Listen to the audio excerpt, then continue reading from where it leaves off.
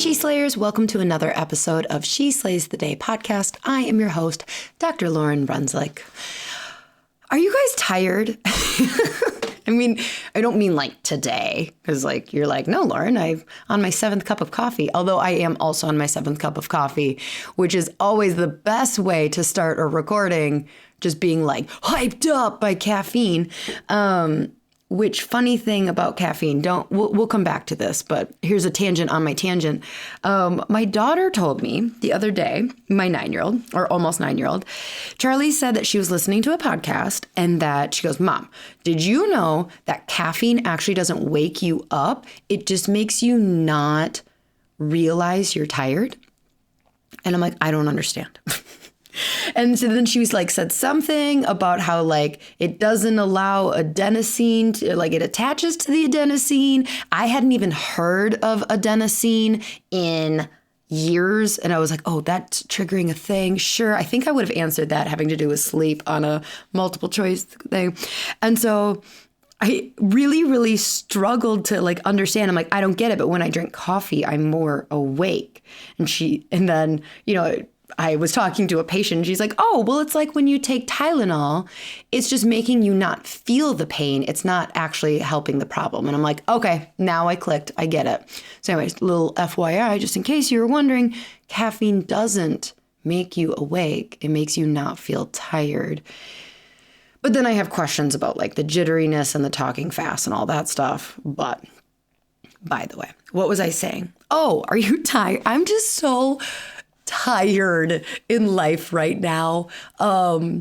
Mostly because we're kicking butt at the clinic. I am so proud of our team and like patients and all of that. And it's doing amazing. But we really need an associate, like really bad. And so, yeah, I think I'm just tired. And there's been a lot happening in the universe lately. Like my parents' dog died. And so there's that emotional stuff. And then I had a cousin die. And then like friends are losing jobs and people are moving. And it's just a lot. And so I feel like I'm just having to take a breath and go, holy moly. And the reason I brought it up is because right as I was about to click record, I have this app called Flow. And the more I get involved and interview people like that Dr. Saran from a couple weeks ago, I am reading about the moon and like Kate Northrup's book, Do Less. I'm like, I really should track my menstrual cycle so I know when I am going to be like have more peaks of energy and where I can just like really be more in tune with my body. So I've been tracking my menstrual cycle with Flo, and she like sent me a text message this morning and it said like, be prepared for increased amounts of energy as you get close to ovulation. And it was just really funny timing because I was exhausted. I do not feel like I have the surge that I'm supposed to get. And it's like, thanks for rubbing it in, Flo. No, I don't have a spike of energy. And then it made me laugh even more because I then looked in the mirror to get ready for work and my face is just tired and it's just puffy. And then it made me think of Kate Northrup's book where she talks about the egg effect. If you don't know what that is, I'm going to butcher this because you guys know my memory's crap. Like something along the lines where when a woman is ovulating, they have studied that she exudes something called the egg effect, where she is actually more attractive and magnetic to people. And so part of the book and part of the reason I, was tracking is because I wanted to know like, well, when am I going to be just glowing? Because you're supposed to like set up, if you're doing Facebook videos and marketing, you're supposed to record this stuff when you have these bursts of energy and you're exuding this magnetism. And there's clearly something hormonally wrong with me, which if you go all the way back to the episode recorded with Beth Westy, I think we all know now, if you've been following the show, I think we're all pretty aware that Lauryn has a hormone imbalance. Has she done anything about it yet? No, she hasn't. But awareness is the first step, correct? And I think that awareness that like, I am really tired and I'm supposed to be energized right now is it just continues the damn awareness. And it's like, when am I going to actually do something about this? Anyways, okay, it is time for a listener highlight. So this one is from Avid Health Cairo, and it's "Let's be real!" ! 5 stars. Thank you very much. It says, just when you think nobody out there could possibly understand why you are the way you are, Lauryn drops a podcast. If you are looking for honest, raw, and real view of what it's like being a woman, boss, business owner, don't hesitate to dig in and listen up. Thank you, Lauryn, for showing up or showing us how we can be our authentic selves without shame. This was a really nice thing to say. Like, just reading this right now is like, oh, that was nice. Not that everybody's aren't great. You're all amazing. You're all perfect. But like, thank you. That makes me feel real good. And it also, the whole reason that I ask you guys to, does that bother you when I say you guys? Like, obviously 99% of you are not guys. It doesn't bother me when, I don't know. Sometimes that bothers people. I'm sorry. I can't change that yet. Maybe when I get a little more woke and more sensitive, like you get a little more like, I was talking to Charlie the other day and I said like, well, one day when you have kids, and I was like, no, wait, Charlie, one day if you decide to have kids. So I'm still on that whole like journey. So one day I'm sure it'll bother me, but right now it doesn't. So I'm sorry if you are further along on that journey, it just doesn't bother me. So insert girls. What was I saying? Damn it. This interview was done when Lauryn was not drinking, I swear. No, I was saying that I really appreciate the whole point. I got it, you guys / girls to write reviews is because there's a whole bunch of podcasts out there, right? Like there's literally a gazillion. And stuff like that, like those reviews matter. They matter to the Apple Podcast algorithm, and it matters to people who are spending their precious time listening to podcasts. Like nobody wants to waste time. That is officially a true statement, is nobody's interested in wasting time. And so thank you very, very much. Okay, so today I have a hella powerhouse woman on. Her name is Dr. Melissa Kolb. She's I don't want to say she's retired chiropractor, but she's kind of retired. She'll tell you her story. I think she was kind of forced into retirement with an injury and kind of reinvented herself and started MKR Recruiting. So it's a chiropractic recruiting system. And she doesn't so much do one-on-one recruiting anymore as much as help coach students as to like how to find ideal associate jobs, and helps coach chiropractors, first of all, of like, do you even need an associate? Are you prepared for an associate? Are you like, is there some systems we can clean up? And she's just an entertaining person to talk to. Like, I feel, how do you say this without being offensive? When you just like sit down with somebody and they're just like charismatic and energetic and they know their shit, that is Melissa Kolb. So I had seen her speak at Dr. Lona Cook's mastermind retreat a couple months ago. And immediately after I was like, hey, I would like you on the podcast, because it's amazing. So she drops some awesome information for both students and doctors looking for an associate. I kind of told her, I'm like, well, I would like to cover the gamut if possible. And I believe we did. So we are going to pray and then we will get into it. Dear God, thank you so much again for just continuing to do great, great things with this profession. And just, I don't remember if Melissa brings it up, but when she spoke, she talked about how there are not enough students, and there are, for like the amount of jobs and the opportunity that chiropractic has. I do not talk enough about how important chiropractic is in the grand scheme of how it like relates with like our innate intelligence and your energy that you have given in each of us. I truly believe that chiropractic like Jesus had to pick a profession, I don't know. I think he'd pick chiropractor now over carpentry, just saying.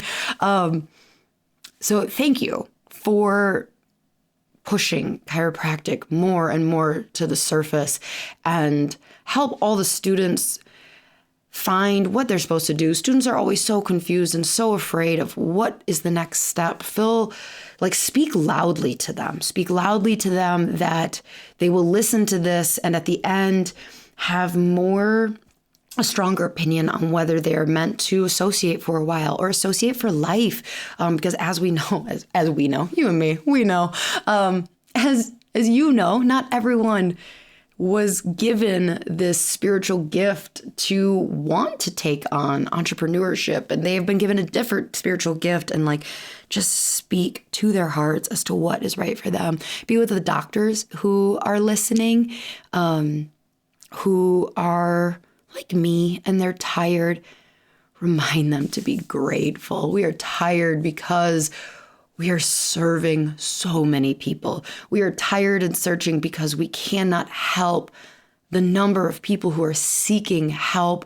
And although that is frustrating, that is something to just smile about because it is a good problem. So be with everyone, I guess. Just, be with everyone. So in your name we pray. Amen. Okay, peeps. Here is Dr. Melissa Kolb and myself talking about finding an associate / finding an associateship. Okay, well, welcome to the show. I hate starting off podcasts that way, but it's just what else do you say? Sup, girl? So, hi, Melissa Kolb. Welcome to the show. Thank you for having me. Yeah, I'm excited. Like I was just saying, I am always excited when I have a little bit more of a relationship with someone, because a lot of guests, as I'm sure you can imagine, I've only really met through Instagram or social media world. And I'm well, hopefully they're not a dud. And I know you're not a dud. So I'm when I saw this interview, I'm yeah, I'm excited for this one. Well, I feel like we've had this sort of online, phone relationship and email relationship for a number of years. And then it was great to meet each other in person a couple of weeks ago. So I'm really glad we made that interpersonal connection. Yeah. Well, you don't know this, but I'm actually pissed at you. So you're oh, very no. So I have hired you for my previous 2 associates. And you have just been this amazing, basically me manifesting and saying yes by putting money where my mouth is when I'm looking for an associate. So I've been loosely looking for one since June. And I'm you know what? We'll just see if I can manifest one on my own. And if by January 1st, I haven't, I'm just going to hire Melissa. So here comes January 1st. And I'm well, crap, no one's really coming. So I send this email expecting to be able to hire you to recruit. And you're well, I don't really do that anymore. And I'm damn it, Melissa. So hopefully just the email of trying to hire you, put it out into the into the universe. Same thing. Great things are coming in 2021. Absolutely.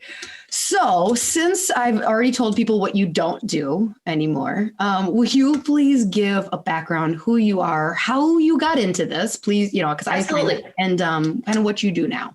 So I graduated from chiropractic school in 1995, which I know is probably roughly the year that a lot of our current students in school right now were born. Yeah. So that kind of dates me. It creeps me out. I married one of my classmates right out of school. So I certainly understand some of those challenges of being a mom and being a female practice owner and having to juggle all that work-life balance.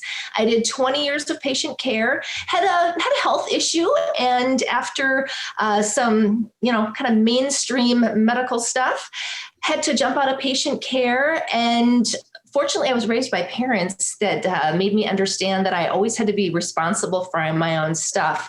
So at that point, about 6 years ago, I had to reinvent myself. And as we were going to hire an associate to fill and take over my patient base, I knew that this was a really challenging space. And because of that, I've spent my last 6 years essentially recruiting and being hired by practice owners around the country and essentially placing doctors, placing producing associates in their offices for them. That has grown immensely. So I've really gotten to the point where I can help more docs by essentially coaching them through the process. And I found that a lot of docs need help with their clinical operations as well, systems and process. Mm-hmm. So we work a lot on that. So it's coaching and consulting right now. And I do teach a great group of T7s over at Northwestern College of Chiropractic. We have a clinic operations class that we work through together. So that's where I spend my time these days. Okay, awesome. So when you are working with docs, so a lot of times it's the doctor who's reaching out to you. Do you find that a portion of the time they don't actually need an associate? Yes, I would say probably 60 to 70% of the time. Oh, that high. It's very high. And more often than not, when people call me and I want an associate. Well, that's great, but let's talk about your why. And once we can secure that, and sometimes people don't know their why. So it's really important that we do some intuitive work around that, but then really looking at engaging some of their operations and their procedures, because with some efficiencies in their personal life as well as their professional life, many times they can hold off on finding an associate in their practice for sometimes close to a year to year and a half. Mm-hmm. And once they get to that point, money in your pocket. Game on, let's go. But if you can handle things independently for a while, I say go for it. I feel like we have we have lots of stigmas in our profession, let's be honest, but two that are really surfacing kind of around this conversation. And one is with students, and tell me if this has changed, because I graduated from Northwestern in 2010, and I've talked to other people who graduated, from other colleges. So I know it's not a Northwestern issue, but like associating is like a 4-letter word. It is like, okay, you can do that for like 1 to 3 years max. But then if you're planning on just being a professional associate, why did you even bother? So I feel like that's a stigma that I hate within our profession. And do you still feel like that's kind of that energy around graduation? No, I truly don't. I feel like we've morphed and kind of grown out of that, which is a very positive thing in some ways. I think the women are the reason, but anyways, yeah.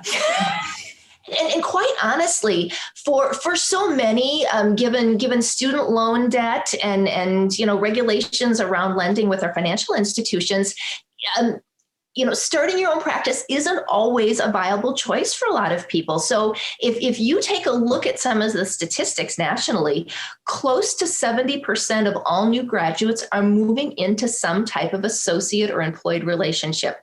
And if that's going to be you, great, good on you, but do it in a really well-developed, do your due diligence and make sure that you're making positive choices for yourself, because there are so many wonderful opportunities in the associate world out there. I've worked for docs that have had associates for 10 years and they're still going strong, and everybody does very well together.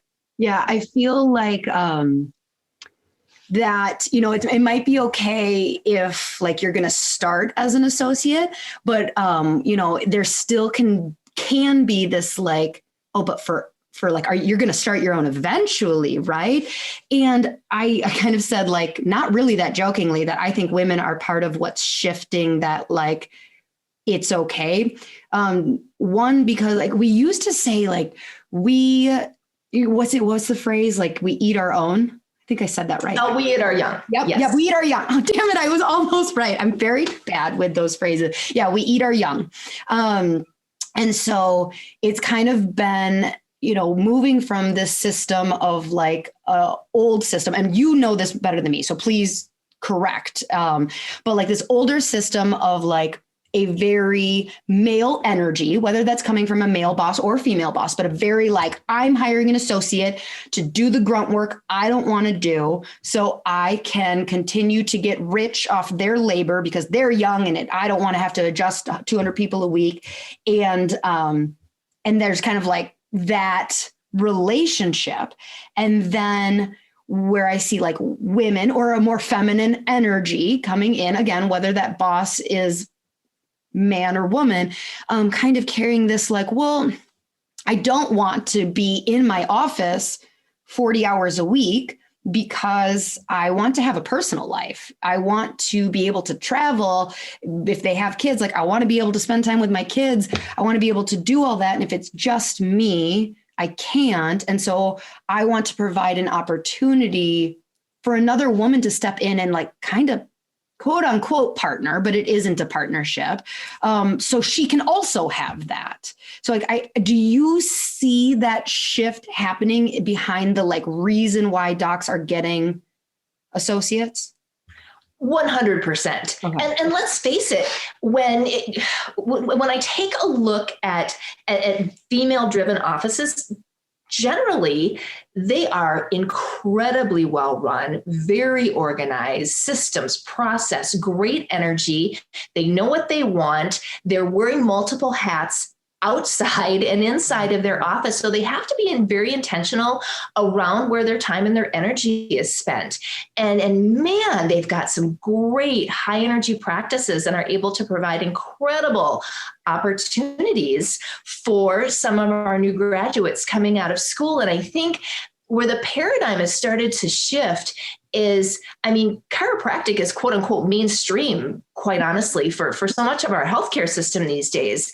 And with the growth of our profession, we are seeing that, probably a year ago when I added up all of the open positions in the United States, it was close to 4,000 positions that were open and available between Indeed and all of our schools and all of their ad platforms. And granted, the state of California, New York, they're looking for maybe 200 to 300 chiropractors in a given month. And maybe, North Dakota's looking for 20. But when you add them all together, there were close to right? There were close to 4,000 open positions in this country. But if you truly add up how many graduates our schools are going to graduate here in the next 12 months, it may be somewhere close to 16 to 1,800. You've got Life will graduate a couple hundred students a year, maybe 3 to 350. And then you've got smaller entities that maybe only graduate 60 to 100 a year. So when you do the math, an add up of like, no, there's never a good problem that like chiropractic is growing really well. It's a good problem for new graduates because it's the supply and demand piece. And I think there's some very naive clinic owners out there that think new graduates are a dime a dozen, and they're not. And quite honestly, you better have a game plan for any new graduate coming out of school because new graduates are pretty savvy these days. They're in $200,000 to $250,000 of student loan debt, and quite honestly, they are choosy. They ask great questions, and they should. I mean, they've got a lifetime that they need to be planning for. Yeah. So the second stigma that I'm so proud of myself that I remember that I even said there were two and only said one, it goes along with my next question though, is the idea that so I feel like in our profession, and I'm sure this is within any profession, we have a lot of these like badges that we give out that like, good job, you're a good enough chiropractor. And one of the badges is that you're busy enough that you need an associate. And so like, if you need an associate, that must mean you're seeing a lot of people and you're really good. So let's kind of circle back to what's that process that, because you said 60 to 70% don't and might be just thinking they need one because they kind of have bad systems or they just feel like, well, I want one because that says something, or maybe I'm not ready, but if I get an associate, then I will grow. That's a big one I see too. So can you walk through the question there is it was hidden, how do you know a doc is ready to bring on someone? Gotcha. Okay. And sometimes it can be regional. So we can break that down just a little bit. So when I look at a doctor's clinic to see if they are truly ready for an associate, the number one thing I look at is, well, they all tend to be equal. I look at their volume. like, let's face it, how many patient visits a week are you seeing? Do you have a wait list practice? If you walk in 3 to 4 days a week and your schedule is full and you can't see a new patient for 2 to 3 days, yeah, you're definitely ready for an associate. However, if you walk in every day and you have room in your schedule and you can get a new patient in with about 12 to 24 hours, you're probably not quite ready. And so much of your volume, of course, sometimes, depending on your region of the country, dictates your collections. And depending on where you practice in the country, it can pretty much tell you between your volume and knowing the average collection per patient visit in that region, what your month looks like, because you need to have some finances. Probably a good $4,000 to $5,000 a month of free flowing capital that you can invest into an associate doctor on a monthly basis to help them get ramped up.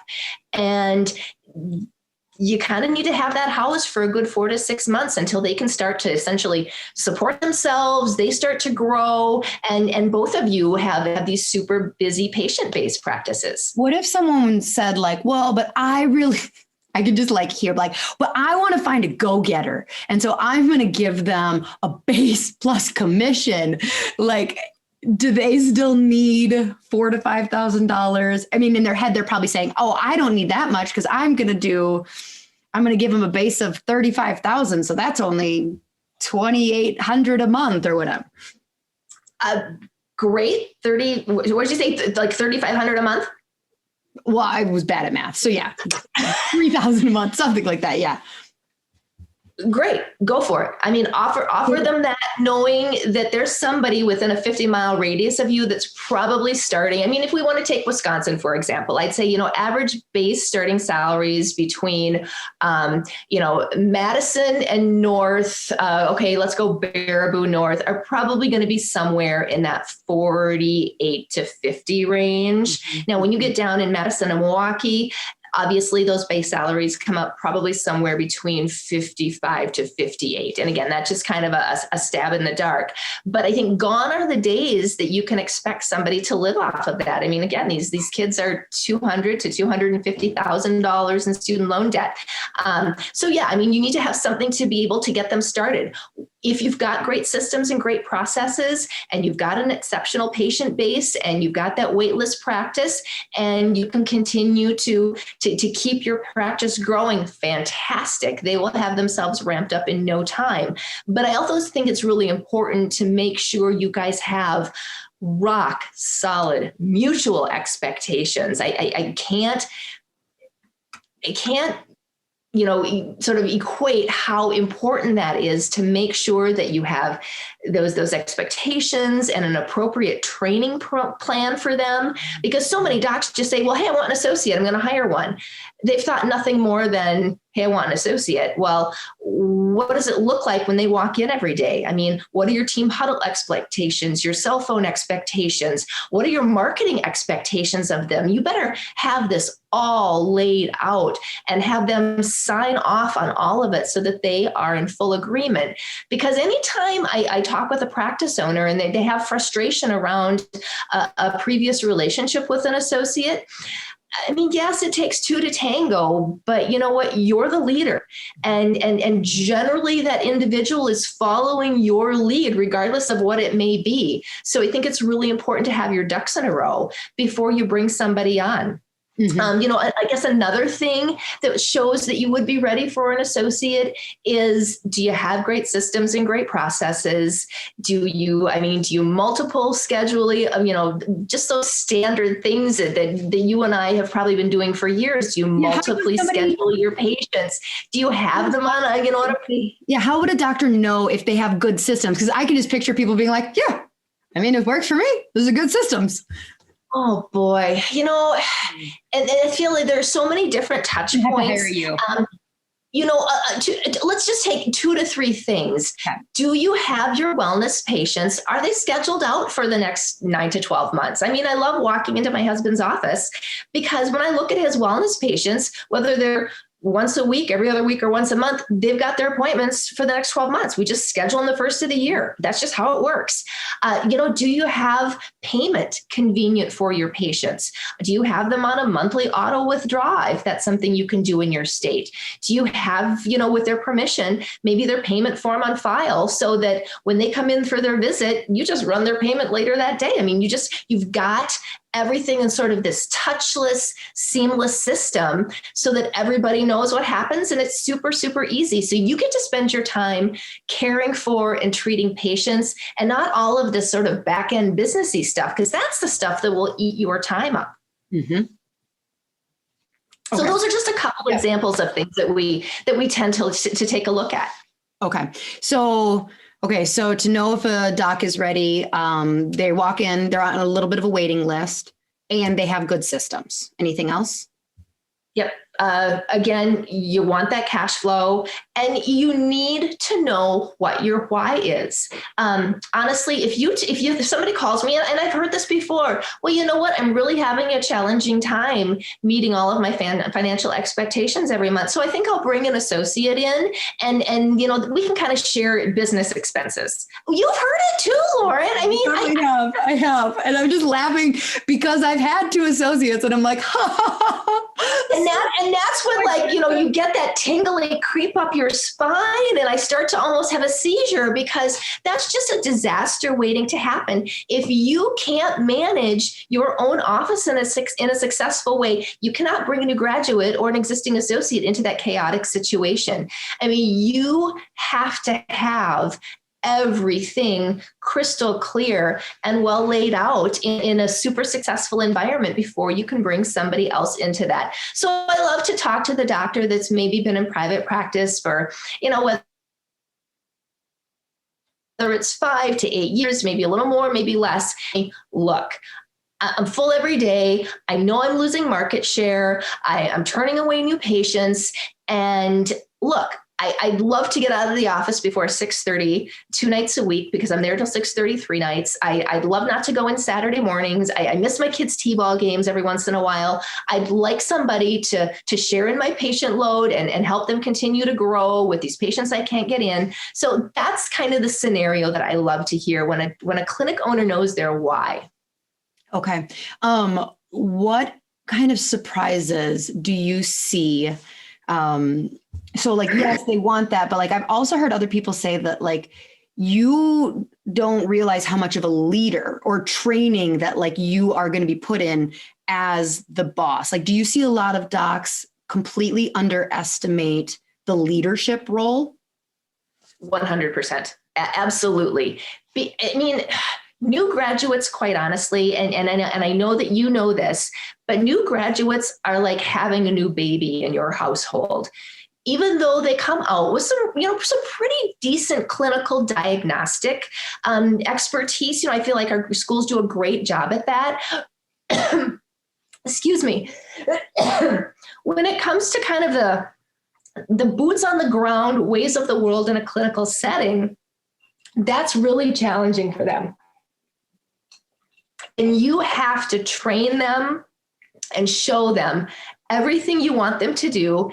You have to show them how to do it, watch them do it, practice it with one of your team members. And once they show you that they can do it the way you want them to do it, then let them do it. I'm sure they're going to make some mistakes along the way, but this is where I feel that having that minimum of 3-month written out training process for your associate is a must. And quite honestly, if you don't have that training plan, you're probably not ready. And it doesn't have to be a 60-page manual, but at a bare minimum, you should have called out exactly what you expect to teach this individual on a weekly basis and where you expect them to be. From this is the volume I expect you to be seeing at week 3 versus this is what I want you to see at week 6 and 9 months later. And here's what I'm going to do to support you and help you get here. But this is what I expect you to do to get there as well. So it truly is a team effort. And you've got to show them every little thing because every office is different and you have a different software than what they learned in school. You may be utilizing a different technique. So it's a ton of work. And even if it's going really well, I have some docs tell me, oh gosh, by month 2, they could do everything. So I just let them go. Well, that's great. Let them do what they can, but you still need to check in. I mean, you have to have your regular weekly doctor meetings. For the first 3 to 6 months, I always say check in with them every single day. Team meetings, huddles, front end of the day, back end of the day. After about month 6, yeah, you know what? You can probably get away with your weekly doctor meetings and your team meetings, but you do have to stay on top of them every step of the way. Oh, that sounds exhausting. It's all right. I can do it. But done well, that's when you see sometimes career associates that are in positions for, 10, 12 plus years, and they do well for their office and they do well financially, and the practice owner is happy. And it really can be a beautiful thing when it's done well. Yeah. And that's the thing, is like, to do it well takes time and energy. And that's why historically it maybe hasn't been done well.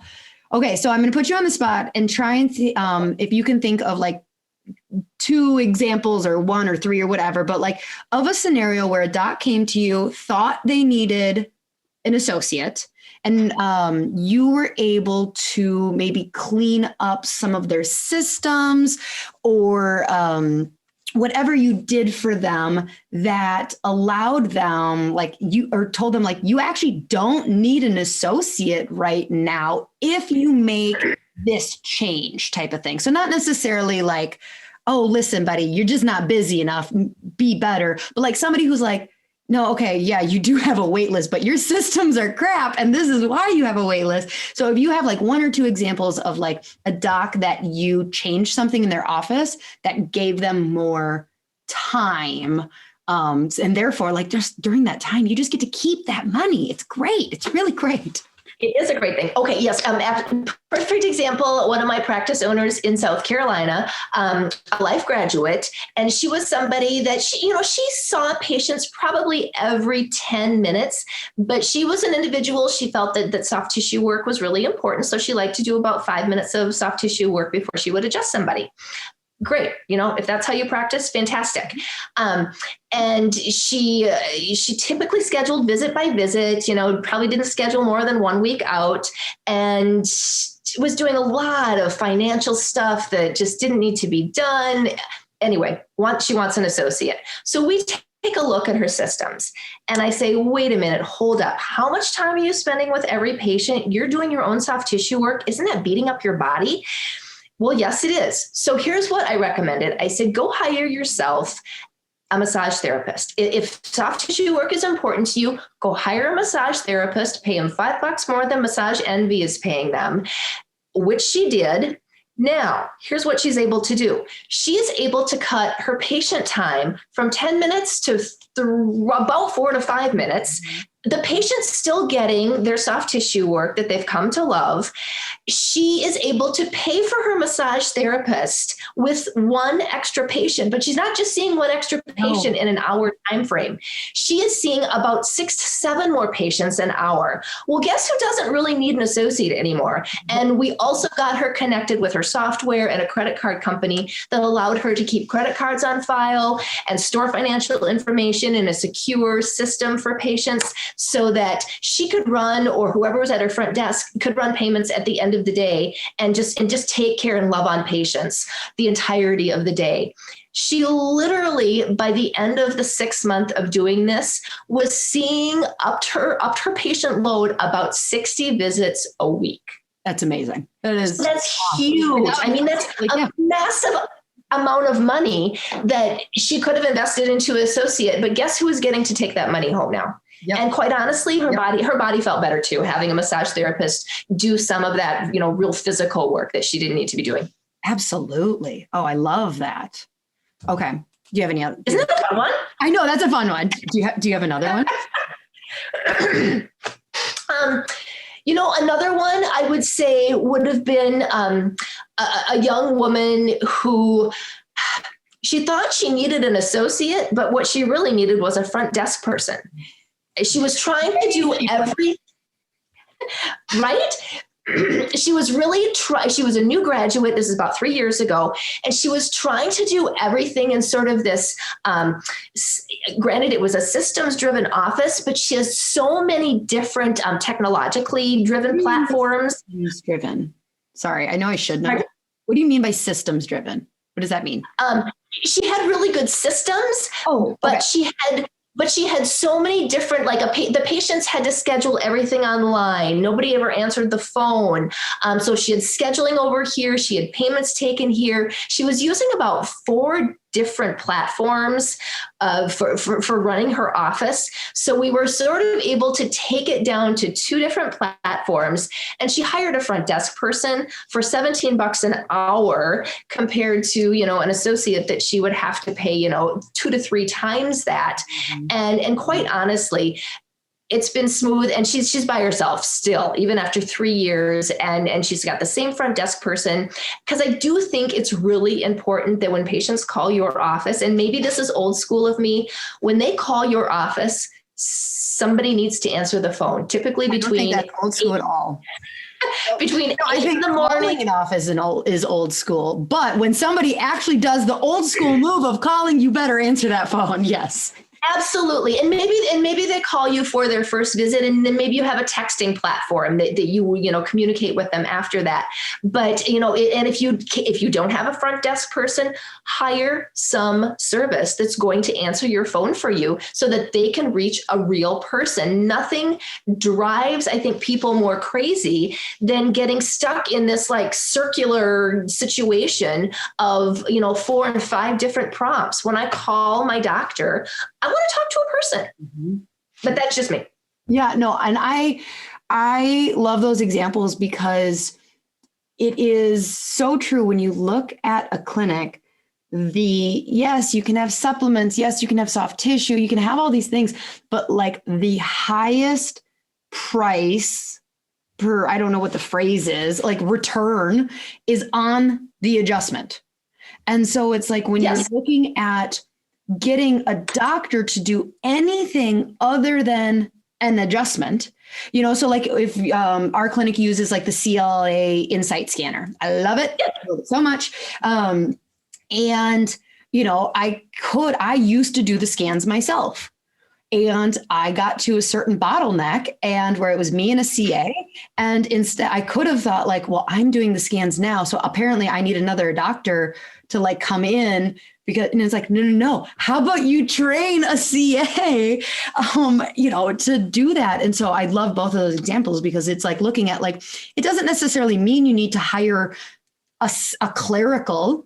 You can hire a massage therapist. You can hire like a tech.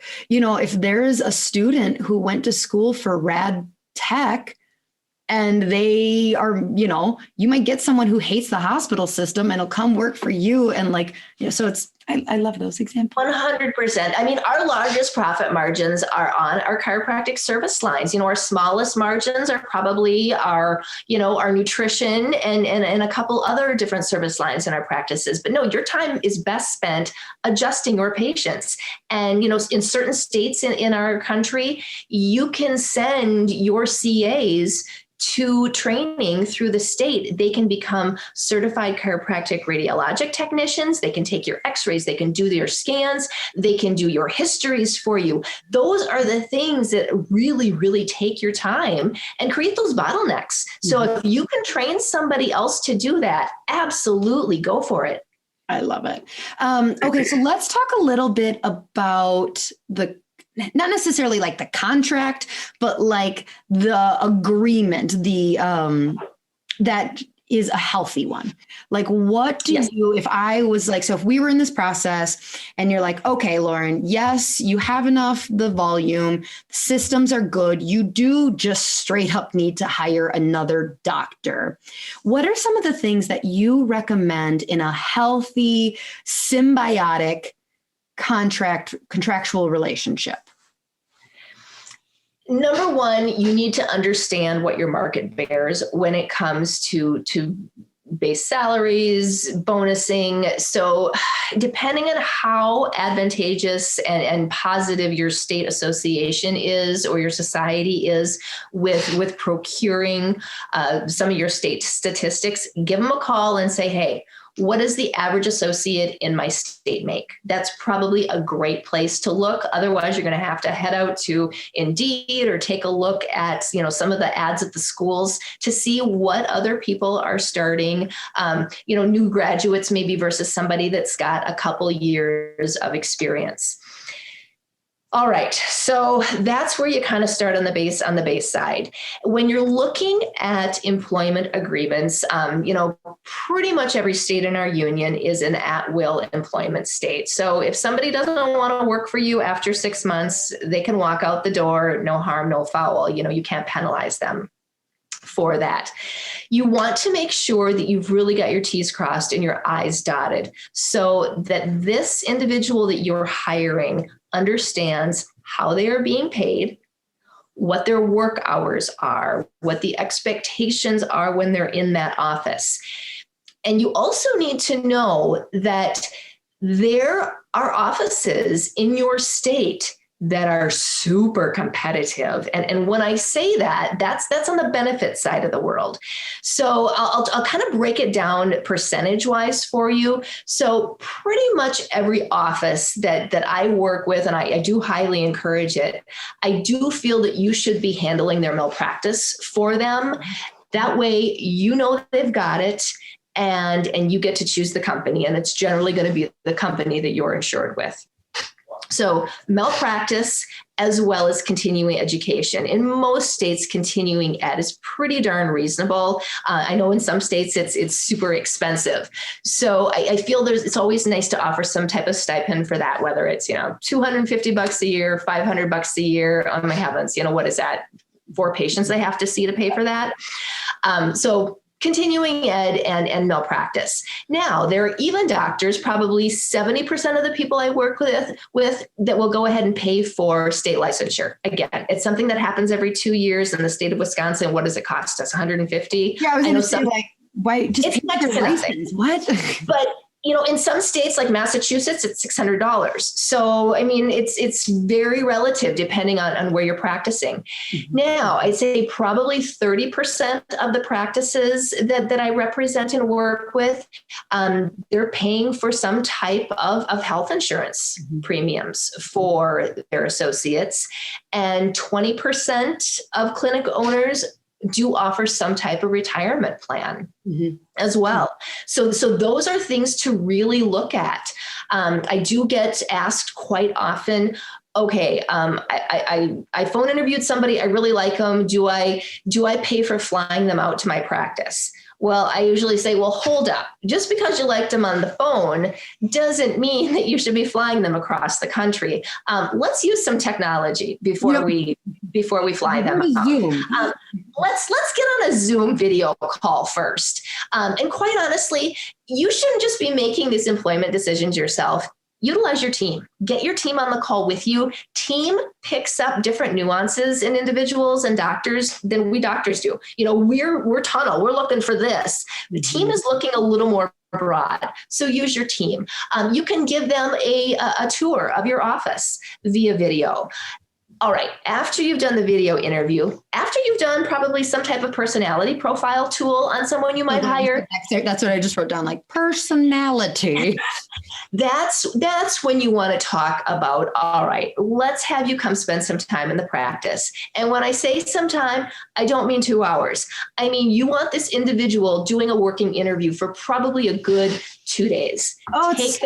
I hate people shadowing me. It's awkward and it's uncomfortable. And it's like, okay, you get the gist, like, bye. It can be awkward, but man, you are going to spend more time with this person than you probably will your spouse over the next year. So you better have it be a good fit. I want everybody to do their due diligence, have them, and they don't need to spend the whole day with you. Have them spend half the day up front. Have them spend half the day with maybe your billing specialist, if that's what you do. Have your marketing director take them to an event in the evening. And quite honestly, if at all possible, I would highly encourage you to meet, if they do have a significant other or a spouse, meet that individual as well. It's imperative that you understand what happens in their life outside of your office as well, because that can dictate so much of what happens in your office. So I think that's really important too. Okay. So let's talk about the importance of personalities. Just going back to the math, associates are not necessarily like, when you're hiring, it's not like you're getting, I'm going to have my pick of the litter. How important is it? Like, obviously it's very important, but like, do you feel like we place, because like I'm looking for a very specific Enneagram type, because I do Enneagram. But like, have you seen where maybe a doc is very stuck on what they think they need, and then like there's actually more room for like different personalities to show? Talk to me about personalities. 100%. So I'm familiar with Enneagrams. Absolutely. I do tend to know use what yours is? 9. You're a 9? Are you sure? Are you a 9? It's been a while. I should probably redo it. Anyway, so I tend to use the DISC profile because it not only tells us where somebody stands today, but it gives us some idea as to when we put this individual under pressure, what's going to come up, like what's going to drive up in their personality and what's going to take a back seat. Mm-hmm. So I like to see that as well, what happens when they're under stress. So many doctors will tell me, okay, Melissa, I want to hire an associate and they have to be a high driver. I want a high driver. And that's the high red, the D bar on those DISC personality profiles, to which I try to have a very honest conversation. To which I let them know, you are the captain of your ship. You are your high driver. And quite honestly, high drivers tend to be practice owners. So if you want a high driver, you need to know that this driver is going to have a practice someday and probably in about 11 months. Mm-hmm. So as long as you don't mind investing 9 months into them to have them walk out your door at month 11, then knock yourself out with a high driver. Yeah, typically, average that an associate sticks around for when you were talking? I'd say in our chiropractic profession, from what I've seen on, hundreds and hundreds of resumes, somewhere in that 13 to 15 month time frame. Oh God, that just makes me want to throw up, Melissa. Okay. So. Yeah. Now, but when people do their due diligence and make sure they're walking through an appropriate process, I see that increase to probably 2 to 3 years. Okay. That's better. Okay. So yeah, I agree. Like, I actually had an amazing T10 preceptor come, and she was awesome. She's a rock star, totally an Enneagram 3 and probably red DISC, whatever driver thing. And as it's getting, kind of midway through, because I needed an associate, and I was like, I had to have kind of an awkward conversation with her of like, I think you should open your own. And she was like, you could tell kind of disappointed because we were like carpooling to my clinic at the time. Within 2 miles, I say like, so have you thought about like what owning your own would be like? And she was like, oh yeah. I already know what I would name it. And I was like, oh, like, so do you have like a logo? Oh yeah, super cute. And she starts like describing her logo. And I'm like, bitch, you thought you were going to be happy being an associate?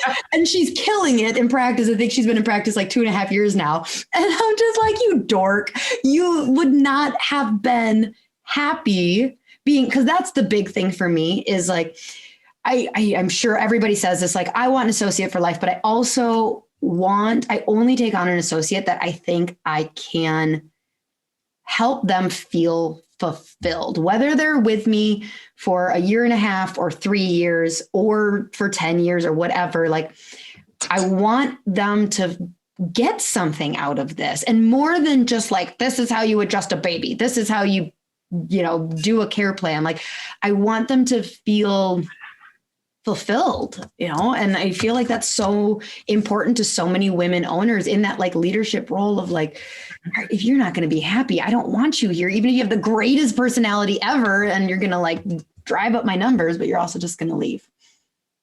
That's impressive, Lauryn. Most docs are not that honest with themselves. So man, that's a great place to be at.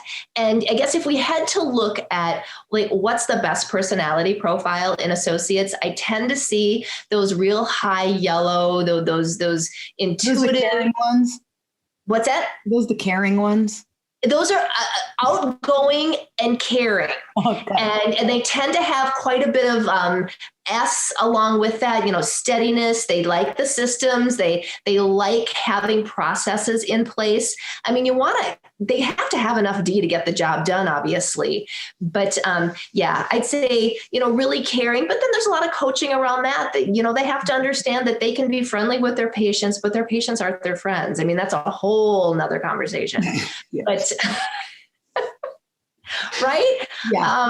Anyway, so I would say if you are a high driving practice owner, if you are a red on that disc personality profile, you probably cannot have a high driver as an associate because number one, you'll kill each other. They'll probably walk into your practice and let you know everything you're doing wrong. And you should probably look for somebody that's a little more of that engaging, intuitive, outgoing, caring, maybe a little amiable, but you can't walk all over them either. Yep, absolutely. Okay. So I feel like we've given docs a lot of good advice. What about from the student perspective? And I know you've kind of covered a lot of it, but like speaking to students, what do you recommend for them? First question, deciding whether they should associate or just own their own. Well, if you're a T9 right now and haven't already picked out your location and started to do a lease on a building, you're probably going to be an associate because honestly, if you're going to graduate in 2 months, you should be an associate. Yep. Yeah, honestly, if you want to open an office, you better start that at trimester 7, quarter 10. If you're at life, you need to start a year out. There's so much to it. Again, that's a whole different conversation. But if you're looking to associate, quite honestly, make connections, get to know doctors, get yourself in a variety of different practices. So we're Northwestern graduates. They have a great CBI program. Individuals starting at T8 can start to spend time in different offices.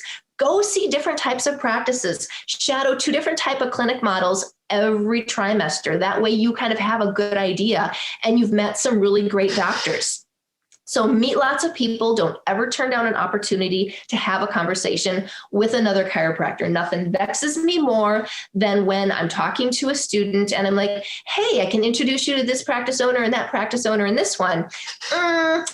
I don't think so. I looked at their website. It doesn't really look like something I'm interested in. Are you effing kidding me? Even if they're not a match for you, they might have a friend down the street, somebody that they graduated with, a former class. We're such a small profession, Lauryn. Get to know people. I mean, how often do you go to a conference and there's like nobody you know and you don't know anybody that they know? You always know somebody, right? Yeah. Anyway, connections, get to know people, get involved in those CBI and preceptorship programs. Now, when you start to look at offices, these are probably the red flags that you want to look for. Oh, yes, I love red flags. If the doctor's never had an associate, that's okay. It doesn't mean that they can't be a great leader, but again, some things you should look at is what's their why here for you. Yep, going to be a little rockier. What's their why? Do they have somebody mentoring them along the process? Coach, company, somebody sort of holding their hand on the process. Do they have a written out training process? Do they have an employment agreement that looks fair to you? Now, if they are someone that has had an existing associate, number one, how long do their associates stay with them? If you go on their website and you see that they've got 2 associates and those associates have been there longer than 2 years, fantastic. They are probably a great place to be. However, if both those associates, one has been there 3 months and the other 9, I'd ask a few more questions. Yeah. I'd also, once you get into interviewing. Would you recommend they ask the doctor, or is that more like the reconnaissance, like asking the front desk, like, so have there been associates before me? Oh, why'd they leave type thing? Or can you just like ask the doc straight out, like, why did that relationship? I'm all about transparency. And I would ask the doc straight out, how long have these associates been here? Historically, how long do your associates stay? Tell me about your best associate and what are you looking for in this one? Some docs want different personalities and different associates so they can attract different patient bases. I would also, and this can be a really tough one, especially if you're graduating from Palmer, Davenport, and you're going to go to work in Ohio. Maybe you don't know anybody in the community you're going to. I would do everything you can to find out what their front desk turnover has been. If they've got quick turnover at the front desk, that's a problem. That is just chaos waiting to happen. Mm-hmm. So I'd really look at that as well, and try to find out what their reputation in the chiropractic community is. How do you do that? We're a small profession, Lauryn. You typically don't have to ask more than a couple different docs. Hey, what do you know about this person? I mean, you know every doc that practices within about 50 to 100 miles from you, don't you? Yeah. Yeah. So do I.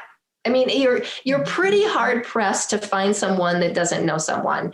And I think that's fair to ask those questions and ask for references. I mean, that's references. The doc is asking for references from you. Oh, hey, man. I don't know. Can I talk to some of your patients? When you're in there shadowing, I mean, are you okay if I ask your patients, why do they come here? Like, what do they love about your office? Oh my God, you're giving me cold sweats, hot sweats. I'm sweating. Like, no, I think it's great. You are definitely, if you're a 9, you are absolutely a wing 8 on the Enneagram. We're just gonna put it there, like, well, if not, you're an 8 wing 9. Because I'm just like, am I making you sweat? Oh, sweat. No, okay, it happens a lot though. I get really uncomfortable. I think it's great when you can have conversations with those front desk people, with those patients, and they can tell you what they love about coming to that office. I've got, for my T7s, I've got one doctor's office in the North Metro of Minneapolis. I don't quite honestly even hardly allow that doctor to come and present to my students. I want his associates and I want his employees, because when existing associates and existing employees can say amazing things about you, they sell your office for you. You hardly have to say anything. Okay. All right. Note to self. I'm going to have my team take next associate out to Absolutely. I think that's a really smart outside the box thing to do. Okay. Well, this has been awesome. Is there anything that I asked you, either from the doctor perspective or the student perspective, that you feel is really important to consider or know before entering this associate world? Kind of like lasting thoughts. Expectations. I'd say a big downfall is not understanding marketing expectations on both the practice owner and the associate side. So I kind of put clinics in 2 different camps. Sometimes I'll have practice owners that tell me, I have a 12-month marketing plan. It's already mapped out. I've got a marketing director that takes care of that. And these are my expectations of any given associate. Other docs, they've been in practice 20 years. They haven't done a marketing event in, 15. But I even encourage them to say, okay, new associate coming in, I don't have a clear marketing plan. However, I want you to report to me on a monthly basis.